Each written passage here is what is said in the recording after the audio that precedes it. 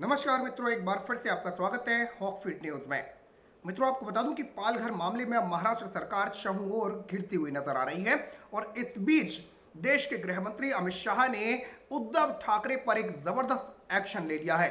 ये एक्शन क्या है वो आपको बताऊंगा, लेकिन कमेंट में आप मुझे बताएं कि पालघर में जिस तरीके से एक जिहादी भीड़ ने पुलिस कर्मियों के सामने दो साधुओं की पीट पीट कर हत्या कर दी, तो ऐसे में इन पुलिस वालों के खिलाफ और इस जिहादी भीड़ के खिलाफ क्या कार्रवाई की जानी चाहिए और साथ ही साथ क्या उद्धव ठाकरे सरकार को बर्खास्त नहीं कर देना चाहिए। कमेंट में अपनी राय और अपना जवाब मुझे जरूर बताएं।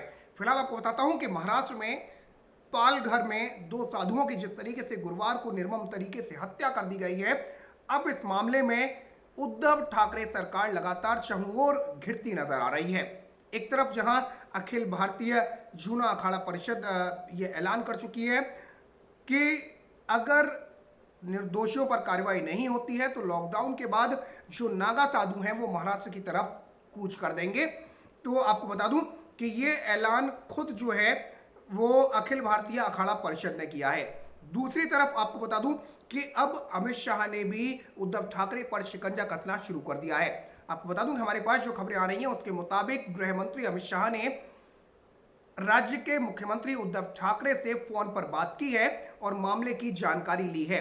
माना यह जा रहा है कि गृह मंत्री अमित शाह ने सीधे सीधे उद्धव ठाकरे के पेच कस दिए और उद्धव ठाकरे को यह सख्त हिदायत दी गई है कि इस मामले में त्वरित कार्रवाई की जाए और जो दोषी हैं उन पर कड़ा एक्शन लिया जाए। आपको बता दूं कि गृह मंत्रालय ने राज्य सरकार से इस बीभत्स घटना पर एक रिपोर्ट भी तलब की है। सीएम ऑफिस की ओर से सोमवार की सुबह कहा गया है कि पालघर की घटना पर कार्रवाई की गई है और जिन्होंने दो साधुओं, दो ड्राइवर और पुलिसकर्मियों पर हमला किया था। हालांकि आपको बता दूं कि दो साधुओं और जो साधुओं का जो ड्राइवर था उस पर हमला किया गया था। पुलिसकर्मियों की जो ये थ्योरी आ रही है ये महज एक थ्योरी है कि पुलिस वालों को भी चोट पहुंची है। वीडियोस को देखकर यह साफ समझा जा सकता है कि जब साधु खुद को बचाने के लिए खाकी वर्दी में खड़े हुए राक्षसों के पास जा रहे थे, मैं राक्षस इसलिए कह रहा हूं क्योंकि जिन पर इस समाज की जिम्मेदारी थी, समाज की रक्षा करने की जिम्मेदारी थी, उन लोगों ने साधुओं के पिटने पर वो मूक दर्शक बनकर खड़े रहे। और जब इन साधुओं ने यह सोचा कि शायद ये पुलिस वाले हमको बचा लेंगे, उस वक्त इन पुलिस वालों ने, आप वीडियो में देख सकते हैं कि इनको वापस धकेल दिया उस जिहादी भीड़ की तरफ। तो दोनों ही साधुओं की निर्मम तरीके से हत्या कर दी गई है। और अब आपको बता दूं कि सीधे तौर पर अमित शाह ने इस मामले में जवाब मांगा है उद्धव ठाकरे से। साथ ही साथ आपको बता दूं कि उत्तर प्रदेश के मुख्यमंत्री योगी आदित्यनाथ ने भी पालघर मामले पर सीएम उद्धव ठाकरे से कार्रवाई की मांग की है। उन्होंने ट्विटर पर इस बात की जानकारी देते हुए कहा कि घटना के लिए जिम्मेदार लोगों पर कठोर कार्रवाई की जानी चाहिए। अपने ट्वीट में सीएम योगी आदित्यनाथ ने कहा कि पालघर महाराष्ट्र में हुई जूना अखाड़ा के संतों स्वामी कल्पवृक्ष गिरी जी और स्वामी सुशील गिरी जी और उनके ड्राइवर नीलेश तेलगड़े जी की हत्या के संबंध में महाराष्ट्र के मुख्यमंत्री उद्धव ठाकरे से बात की और घटना के जिम्मेदार तत्वों के खिलाफ कठोर कार्रवाई हेतु आग्रह किया। यह कहना है योगी आदित्यनाथ का। एक और ट्वीट योगी आदित्यनाथ ने किया और उसमें उन्होंने लिखा कि महाराष्ट्र के माननीय मुख्यमंत्री जी द्वारा यह बताया गया कि मामले में कुछ लोगों को गिरफ्तार किया गया है और शेष को चिन्हित कर सभी के विरुद्ध कठोर कार्रवाई की जाएगी।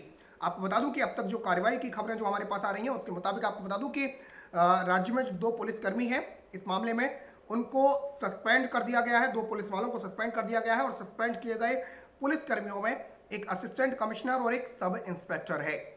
इसके अलावा आपको बता दूं कि ऐसी खबरें आ रही हैं कि 110 लोगों को हिरासत में लिया गया है, गिरफ्तारी हो चुकी है, जिसमें से 9 नाबालिग भी हैं। इसके अलावा आपको बता दूं जिन लोगों को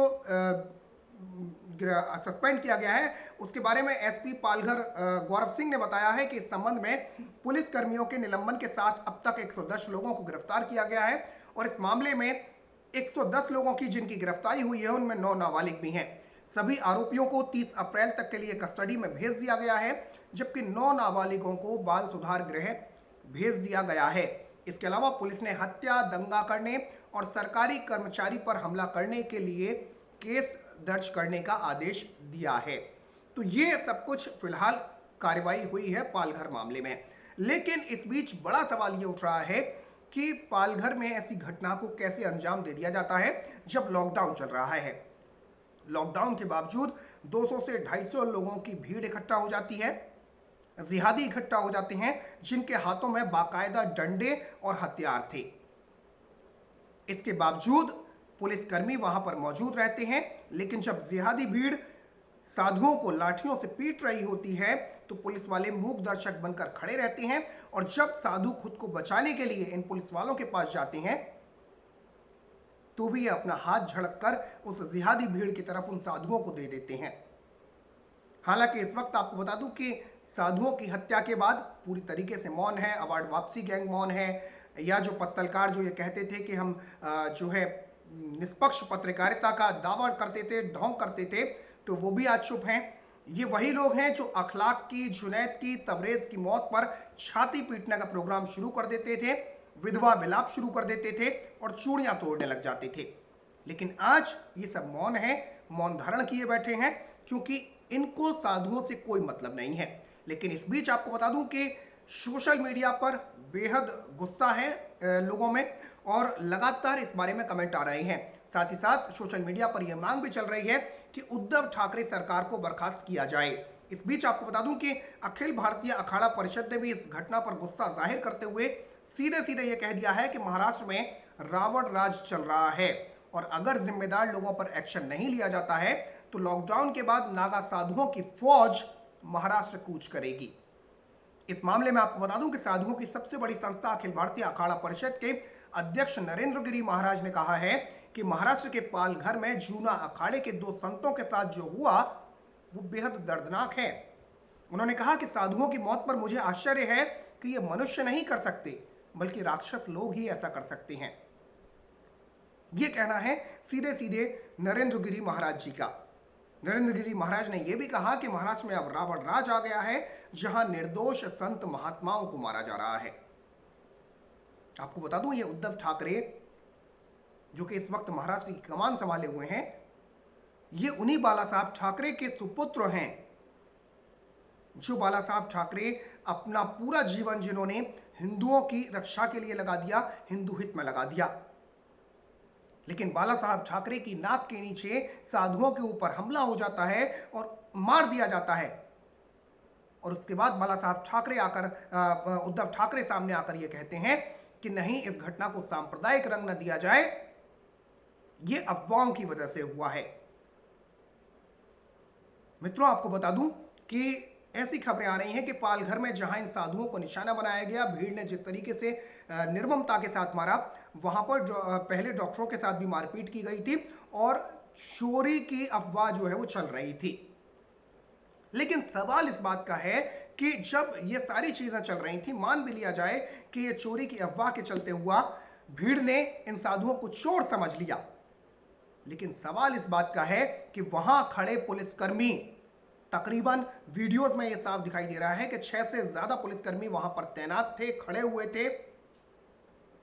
तो ऐसे में सवाल यह उठता है कि खाकी वर्दी में खड़े हुए ये लोग आखिर कौन थे, और अगर ये पुलिसकर्मी थे तो ये मूक दर्शक बनकर क्यों खड़े रहे? कानून हाथ में भीड़ ले रही थी, तो उस वक्त क्या पुलिस का यह कर्तव्य नहीं बनता था कि इन साधुओं को बचाया जाए?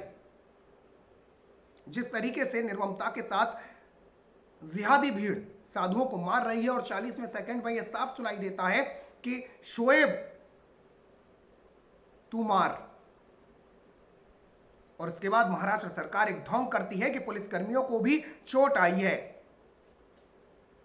जबकि वीडियोस में यह साफ दिखाई दे रहा है कि पुलिसकर्मी दूर खड़े हुए हैं, और जब पिटने वाले साधु जिनको मारा जा रहा है बुरी तरीके से, जब वो पुलिसकर्मियों के पास जाते हैं कि उन्हें बचा लिया जाए, तो पुलिसकर्मी अपना हाथ झड़क लेते हैं और वापस उन्हें जिहादी भीड़ की तरफ धकेल देते हैं।